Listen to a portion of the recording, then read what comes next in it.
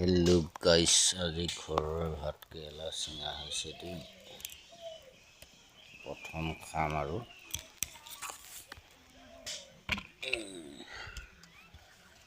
তিনিটা মানুহ আৰু দুটা চিঙিলেই হৈ যাব।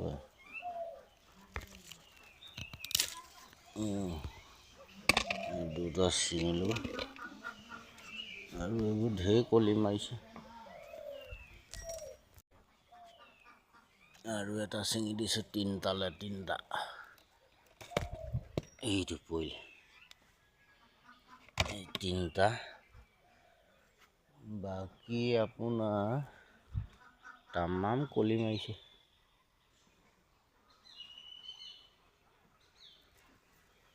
কলিয়ে কলি এইবোৰত আপোনাৰ কাইলৈ পৰহিলৈ খাবলৈ হৈ যাব। বাকী তিয়ঁহ হৈ গৈছে খাবলৈ।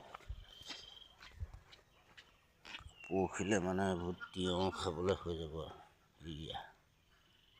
দুটাই লাগিছে, বাকী সি কলি মাৰিছে।